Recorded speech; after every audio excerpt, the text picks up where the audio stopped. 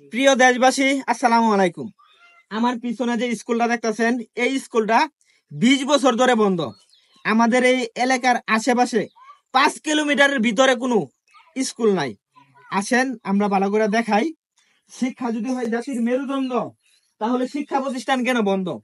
এই যে দেখেন, আমি আমার টিমের সকলকে নিয়ে আসছি, এমনকি এই এলাকার আরো যারা আছে, সবার কিন্তু দাবি একটাই যে স্কুলটা চালু হোক, যাতে আমাদের এই এলাকার শিশু সন্তানেরা সুশিক্ষায় শিক্ষিত লাভ করতে পারে।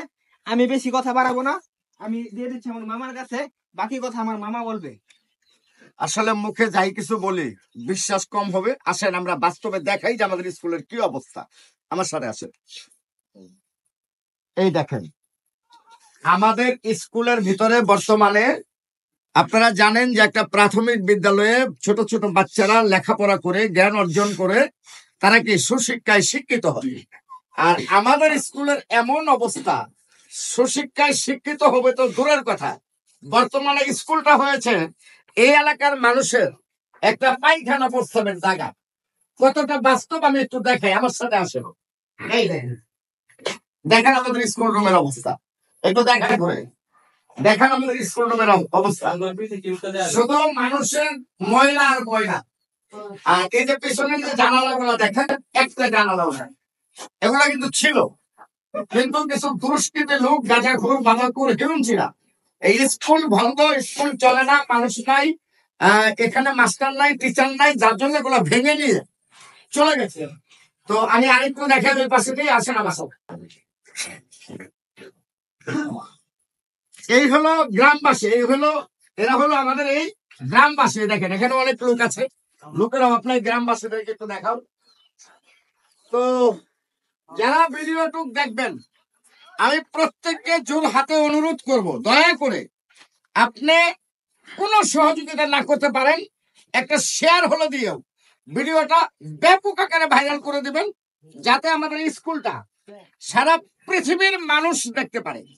আর সারা পৃথিবীর মানুষ দেখার অর্থই হলো এই ভিডিওটু যখন সরকারের নজরে পড়বে, আমাদের বিশ্বাস যে স্কুল আবার পুনরায় চালু হবে, আমাদের ছেলে মেয়ে আবারও সুশিক্ষায় শিক্ষিত হবে।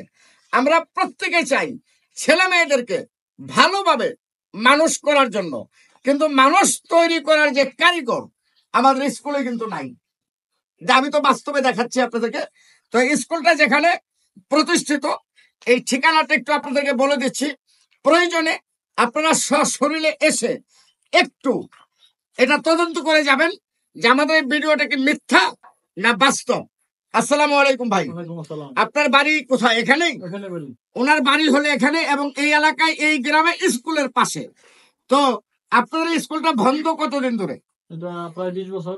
20 বছর ধরে যদি একটা শিক্ষা প্রতিষ্ঠান বন্ধ হচ্ছে, আমি যতদূর শুনছি, আমি তো আর সঠিক জানি না, আমি শুনছি এলাকার সবাই বলে মানে 2 জন প্রধান শিক্ষক হতে চান, সেও হতে চায় প্রধান শিক্ষক, আবার সেও হতে চায় প্রধান শিক্ষক, যার ফলে এটার একটা গ্যাঞ্জাম লাগে বন্ধ।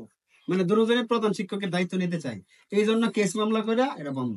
আচ্ছা যাক, দেশবাসী, আসলে স্কুল এমন একটা জিনিস যেখানে বাচ্চারা লেখাপড়া শিখে সুশিক্ষায় শিক্ষিত হবে। ওখানে যদি আন্দোলন, রাজনীতি, হানাহাটি, কাটাকাটি, ঝগড়া বিবাদ হয়, তাহলে একটা শিক্ষা প্রতিষ্ঠান অবশ্যই বন্ধ হয়ে যাবে। তা আমি বিশেষ করে এলাকাবাসীকে অনুরোধ করবো, আপনাদের সামনে ভিডিওটা গেলে দয়া করে সবাই সব দ্বিধাদ্বন্দ্ব ভুলে যেয়ে আপনাদের এই স্কুলটাকে পুনরায় চালু করার জন্য সরকারের কাছে অবশ্যই একটা আবেদন করবেন। আমরাও চাই এই স্কুলটা যাতে আবার পুনরায় উদযাপিত হয়, এবং এই এলাকার ছেলে মেয়ে মন দিয়ে লেখাপড়া করে সুশিক্ষায় শিক্ষিত হয়ে দেশের উন্নয়নমূলক কাজে আসতে পারে।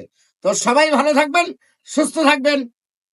আর আমি আরেকটু কথা বলি, এই স্কুলটা বর্তমান যে জায়গার মধ্যে আছে, এই জায়গাটার নাম বলে দেওয়া হবে। আমার ভাই নামটা বলে দিন।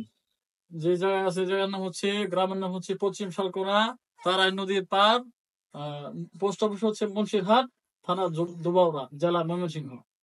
থানা দুবাউড়া, জেলা ময়মনসিংহ। জি দর্শক, আমরা ঠিকানাটুক দিয়ে দিলাম। আপনারা যদি কেউ আসতে চান, উপরে যারা কর্মকর্তা আছেন সবাই একটু এসে এটা পরিদর্শন করে একটু আপনারা পুনরায় স্কুলটা যাতে চালু করা যায় সে ব্যবস্থাটুকু নেবেন। সবাই ভালো থাকবেন। আসসালাম।